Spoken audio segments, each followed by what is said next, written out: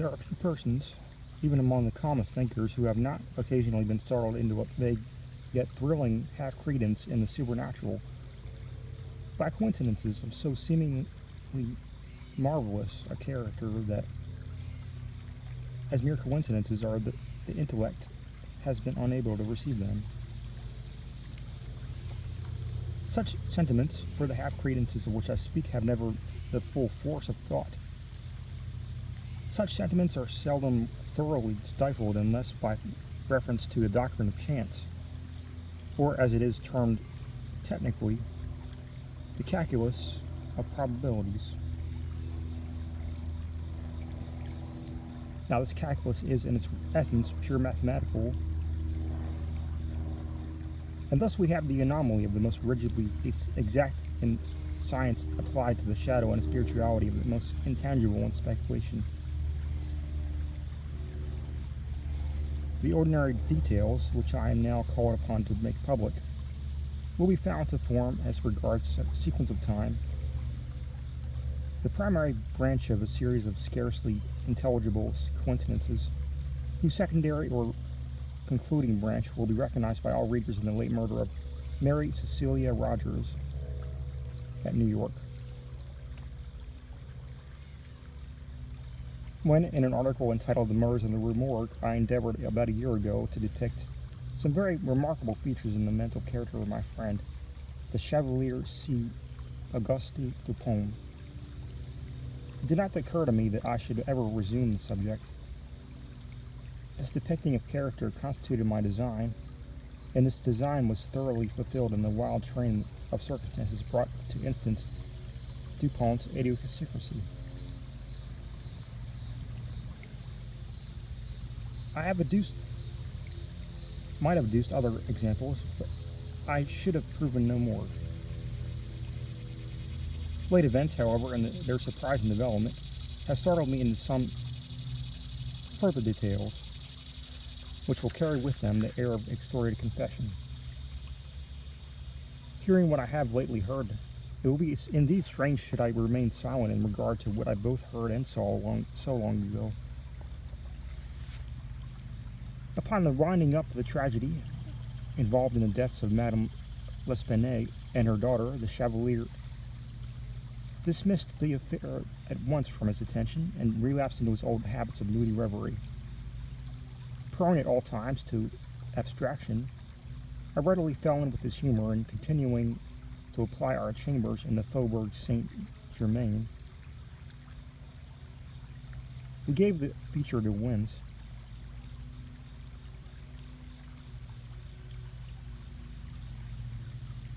And slumbered tranquilly in the present, weaving the dull world around us in dreams. But these dreams were not altogether uninterrupted. It may be readily supposed that the part played by my friend in the drama at the Rue Morgue had not failed of its impression upon the faces of the Parisian police. With its emissaries, the name of Dupont has grown into a household word. The simple character of those inductions by which he had disentangled the mystery never having been explained even to the prefect, or to any other individual than myself. Of course, it is not surprising that the affair was regarded as little less than miraculous, or that the Chevalier's analytical abilities acquired for him the credit of intuition. His frankness would have led him to disabuse every inquirer of such prejudice, but his adult humor forbade all further agitation of a topic whose interest to himself had long ceased. It thus happened that he found himself the cynosure of the policial eyes, and the cases were not few in which attempt was made to engage his services at the prefecture. One of the most remarkable instances was that of the murder of a young girl named Marie Roget. This event occurred about 2 years after the atrocity of the Rue Morgue. Marie, whose Christian and family name will at once arrest attention from their resemblance to those of the unfortunate quote-unquote cigar girl, was the only daughter of the widow Estelle Roget.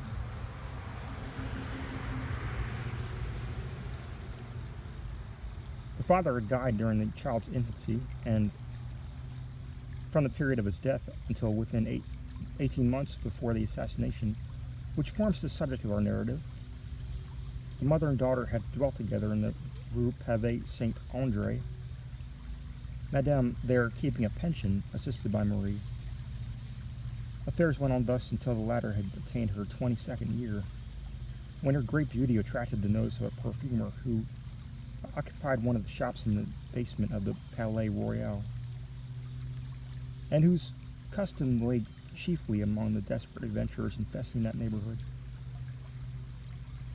Monsieur Leblanc was not unaware of the advantages to be derived from the attendance of the fair Marie in his perfumery, and his liberal proposals were accepted eagerly by the girl, although with somewhat more of a hesitation than by Madame.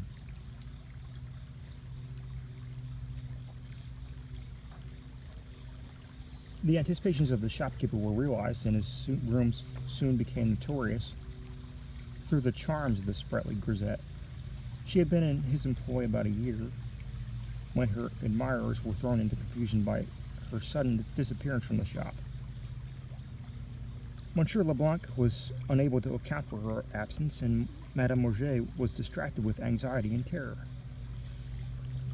The public papers were immediately took up the theme, and the police were upon the point of making serious investigations when, one fine morning, after the lapse of a week, Marie, in good health, but with somewhat saddened air, made her reappearance at her usual counter in the perfumery.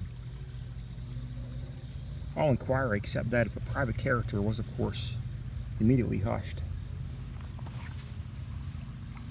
Monsieur Leblanc professed total ignorance, as before.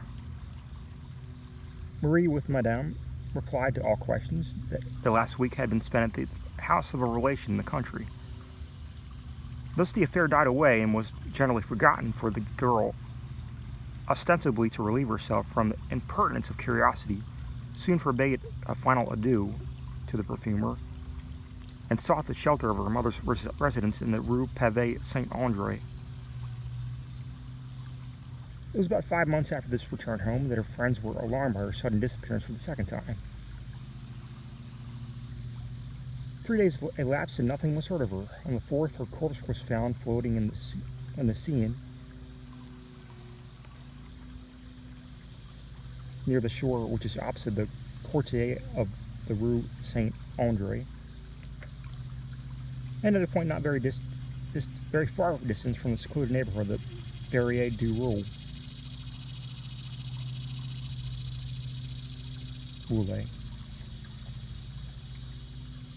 The atrocity of this murder, for it was at once evident that murder had been committed. The youth and beauty of the victim,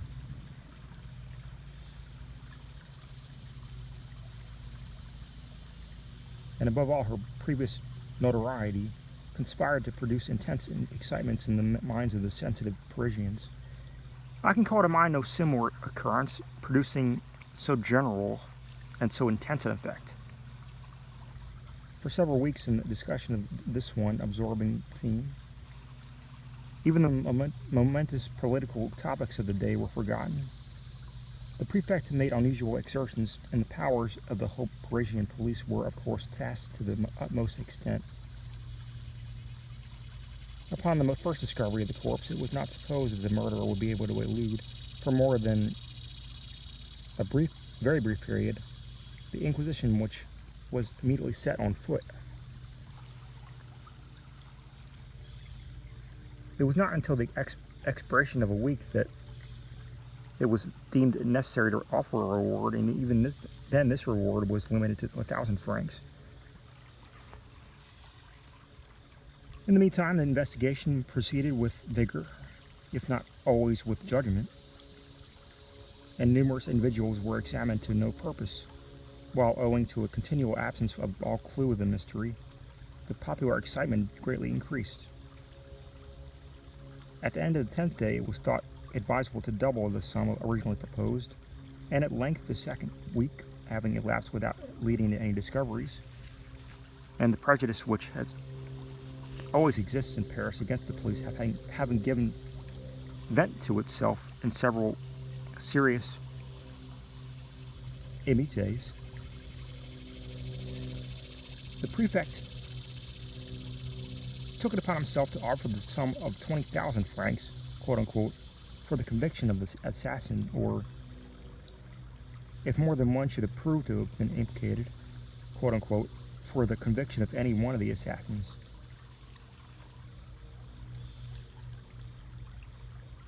In the proclamation setting forth this reward, a full pardon was promised to any accomplice who should come forward in evidence against his fellow, and to the whole was appended, wherever it appeared, the private placard of a committee of citizens offering 10,000 francs in addition to the amount proposed by the prefecture. The entire reward thus stood at no less than 30,000 francs, which will be regarded as an extraordinary sum when we consider the humble condition of the girl and the great frequency in large cities of such atrocities as the one described. No one doubted now that the mystery of this murder would be immediately brought to light. But although in one or two instances arrests were made which promised elucidation, yet nothing was elicited which could implicate the parties suspected, and they were discharged forthwith. Strange as it may appear, the third week from the discovery of the body having passed, and passed without any light being thrown upon the subject, before even a rumor of the events which has so agitated the public mind reached the ears of Dupont and myself. Engaged in researches which had absorbed our whole attention, it had been nearly a month since either of us had gone abroad, or received a visitor, or more than glanced at leading political articles of the daily paper. One of the daily papers. The first intelligence of the murder was brought to us by G. in person. He had called upon us early in the afternoon of the 13th of July, and remained with us until late in the night. He had been piqued by all of the failure of his endeavors to ferret out the assassins. His reputation, so it was said with a peculiarly Parisian air, was at stake. Even his honor was concerned. The eyes of the public were upon him, and there was really no sacrifice which he would not be willing to make for the development of the discovery of the mystery.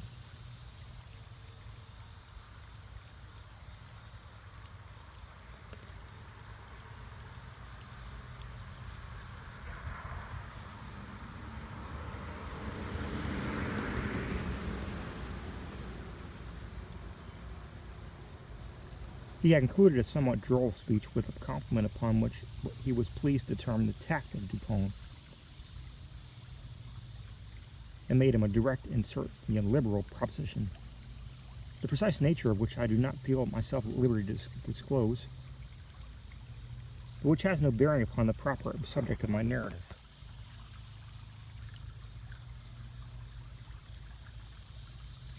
The compliment my friend rebutted as best as he could, but the proposition he accepted at once, although its advantages were altogether provisional.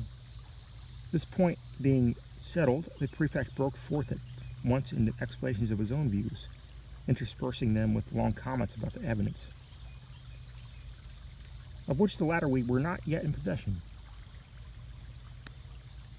He discoursed much and beyond doubt learnedly, while I hazarded an occasional suggestion that the night wore drowsily away. Dupont, sitting steadily in his accustomed armchair, was the embodiment of respectful attention.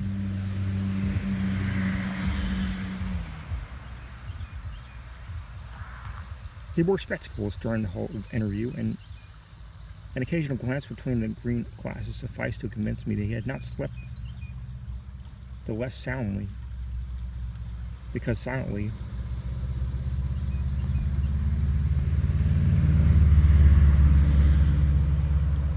throughout the 7 or 8 leaden hours which immediately preceded the departure of the prefect,